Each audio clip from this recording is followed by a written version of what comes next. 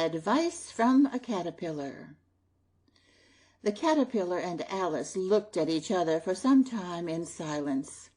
At last the caterpillar took the hookah out of its mouth and addressed her in a languid, sleepy voice. "Who are you?" said the caterpillar. This was not an encouraging opening for a conversation. Alice replied rather shyly, I hardly know, sir, just at present. At least I know who I was when I got up this morning, but I think I must have been changed several times since then."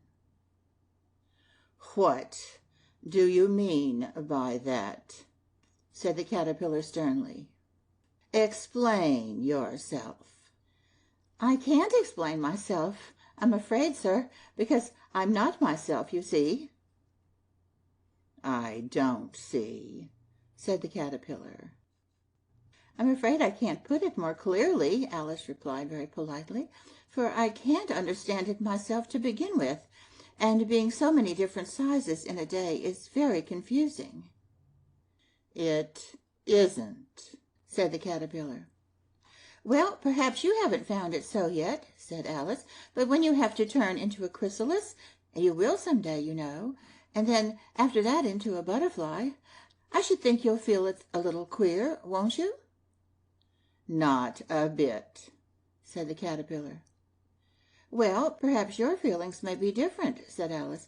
"All I know is it would feel very queer to me." "You?" said the caterpillar contemptuously. "Who are you?" Which brought them back again to the beginning of the conversation. Alice felt a little irritated at the caterpillar's making such very short remarks, and she drew herself up and said very gravely, "I think you ought to tell me who you are first." "Why?" said the caterpillar. Here was another puzzling question, and as Alice could not think of any good reason, and as the caterpillar seemed to be in a very unpleasant state of mind, she turned away. "Come back," the caterpillar called after her. "I've something important to say." This sounded promising, certainly. Alice turned and came back. "Keep your temper," said the caterpillar. "Is that all?" said Alice, swallowing down her anger as well as she could. "No," said the caterpillar. Alice thought she might as well wait, as she had nothing else to do, and perhaps after all it might tell her something worth hearing. For some minutes it puffed away without speaking, but at last it unfolded its arms, took the hookah out of its mouth again, and said, "So you think you're changed, do you?" "I'm afraid I am," said Alice. "I can't remember things as I used to, and I don't keep the same size for 10 minutes together." "Can't remember what things?" said the caterpillar. "Well, I've tried to say, 'How doth the little busy bee?' but it all came different," Alice replied in a very melancholy voice. "Repeat, 'You are old, Father William,'" said the caterpillar. Alice folded her hands and began. "You are old, Father William," the young man said, "and your hair has become very white, and yet you incessantly stand on your head. Do you think at your age it is right?"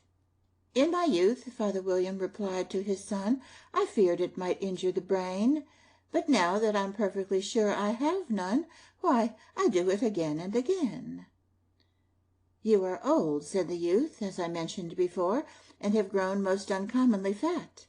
Yet you turn a back somersault in at the door. Pray, what is the reason for that?" "In my youth," said the sage, as he shook his grey locks, "I kept all my limbs very supple.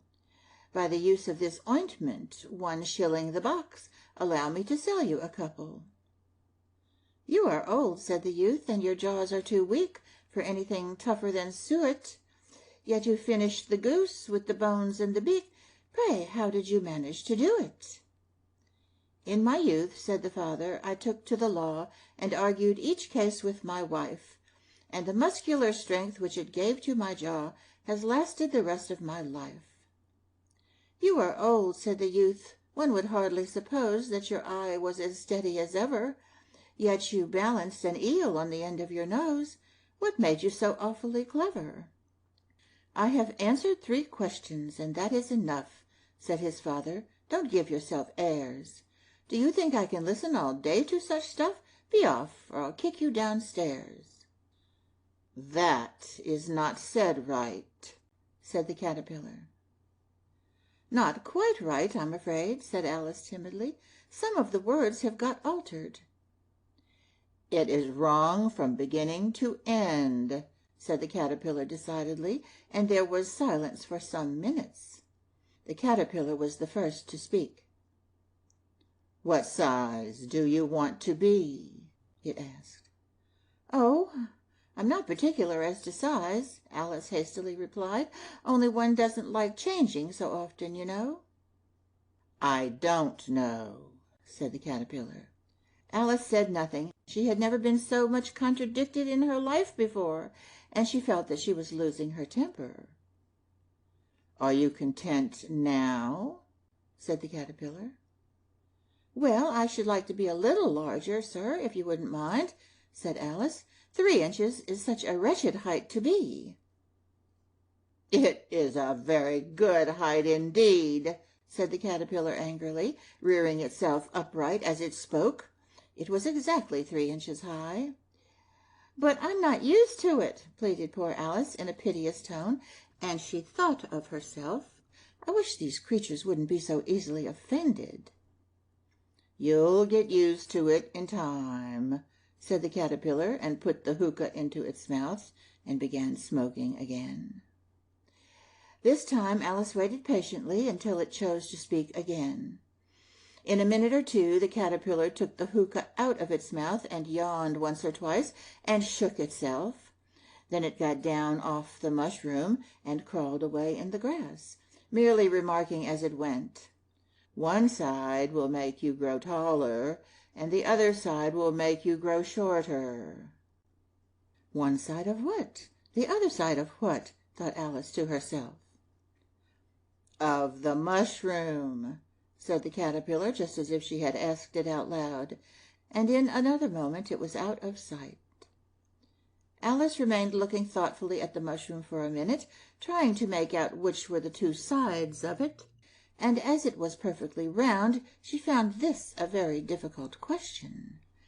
However, at last she stretched her arms around it as far as they would go, and broke off a bit of the edge with each hand. "And now, which is which?" she said to herself, and nibbled a little of the right-hand bit to try the effect. The next moment she felt a violent blow underneath her chin. It had struck her foot. She was a good deal frightened by this very sudden change, but she felt that there was no time to be lost, as she was shrinking rapidly, so she set to work at once to eat some of the other bit. Her chin was pressed so closely against her foot that there was hardly room to open her mouth, but she did it at last, and managed to swallow a morsel of the left-hand bit.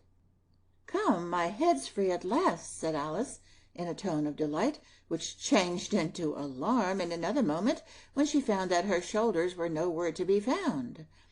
All she could see when she looked down was an immense length of neck, which seemed to rise like a stalk out of a sea of green leaves that lay far below. "What can all that green stuff be?" said Alice, "and where have my shoulders got to? And, oh, my poor hands, how is it I can't see you?" She was moving them about as she spoke, but no result seemed to follow, except a little shaking among the distant green leaves. As there seemed to be no chance of getting her hands up to her head, she tried to get her head down to them, and was delighted to find that her neck would bend about easily in any direction, like a serpent. She had just succeeded in curving it down into a graceful zigzag, and was going to dive in among the leaves, which she found to be nothing but the tops of the trees under which she had been wandering, when a sharp hiss made her draw back in a hurry. A large pigeon had flown into her face, and was beating her violently with its wings. "Serpent!" screamed the pigeon. "I am not a serpent," said Alice indignantly. "Let me alone." "Serpent, I say again. repeated the pigeon, but in a more subdued tone, and added with a kind of a sob, "I've tried every way, and nothing seems to suit them." "I haven't the least idea what you're talking about," said Alice. "I've tried the roots of trees, and I've tried banks, and I've tried hedges," the pigeon went on, without attending to her, "but those serpents, there's no pleasing them." Alice was more and more puzzled, but she thought there was no use in saying anything more until the pigeon had finished. "As if it wasn't trouble enough hatching these eggs," said the pigeon, "but I must be on the lookout for serpents night and day. Why, I haven't had a wink of sleep these 3 weeks." "I'm very sorry you've been annoyed," said Alice, who was beginning to see its meaning. "And just as I'd taken the highest tree in the wood," continued the pigeon, raising its voice to a shriek, "and just as I was thinking I should be free of them at last, they must needs come wriggling down from the sky. Ugh! Serpent!" "But I'm not a serpent, I tell you," said Alice. I'm a—" "Well, what are you?" said the pigeon. "I can see you're trying to invent something." I'm a little girl," said Alice, rather doubtfully, as she remembered the number of changes she had gone through that day. "A likely story indeed," said the pigeon in a tone of deepest contempt. "I've seen a good many little girls in my time, but never one with such a neck as that. No, no, you're a serpent, and there's no use denying it. I suppose you'll be telling me next that you never tasted an egg." "I have tasted eggs, certainly," said Alice, who was a very truthful child. "But little girls eat eggs quite as much as serpents do, you know." "I don't believe it," said the pigeon. "But if they do, why then they're a kind of serpent, that's all I can say." This was such a new idea to Alice that she was quite silent for a minute or two, which gave the pigeon the opportunity of adding, "You're looking for eggs, I know that well enough, and what does it matter to me whether you're a little girl or a serpent?" "It matters a good deal to me," said Alice hastily, "but I'm not looking for eggs, as it happens, and if I was I shouldn't want yours.